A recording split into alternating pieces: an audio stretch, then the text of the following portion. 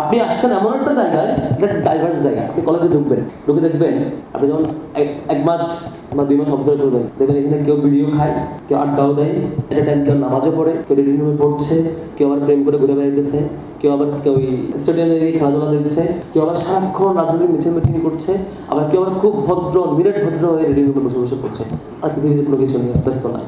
অর্থাৎ এখানে ডাইভার্স কমিউনিটির লোকজন আছে।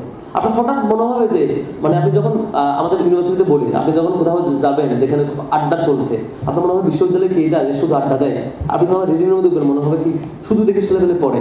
আপনি যখন মসজিদে ঢুকবেন মনে হবে বাহ, ছেলেপেলে তো খুব মাশাআল্লাহ নামাজ পড়ছে, আমাদের পরে কোরআন পড়ছে।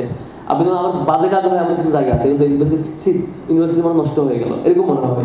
অর্থাৎ ইউনিভার্সিটি এখানে একটা কমপ্লেক্স জায়গা, আপনার সকল রকমের গ্রাম এখানে পাবেন।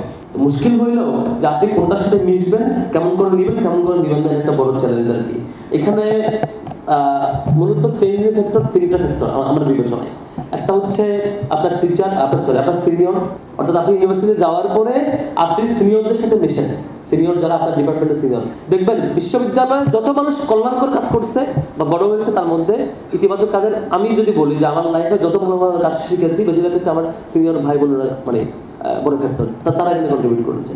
আবার দেখবেন যে মানুষটা নষ্ট হয়ে গেছে, যে মানুষটা হচ্ছে তার লাইফ নিয়ে হতাশ, যে মানুষটা ক্যারিয়ার নিয়ে হতাশ, তারা জিজ্ঞেস করবেন ভাই আপনার কি কারণে এরকম হয়েছে, বড় একটা ফ্যাক্টর পাবেন যে আমার সিনিয়র আমাকে মিসগাইড করেছে।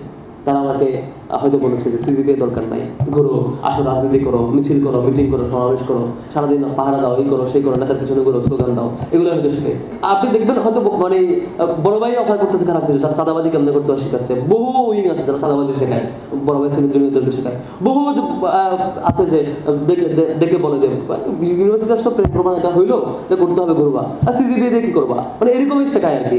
এরকম দেখবেন আমাদের ইউনিভার্সিটি দেখছি যে এই প্র্যাকটিসটা বেশ ভালোভাবেই আছে, যে সিনিয়ররা জুনিয়রদেরকে মিসগাইডও করে, সিনিয়ররা আমার জুনিয়রদেরকে ভালো কিছু শেখায়।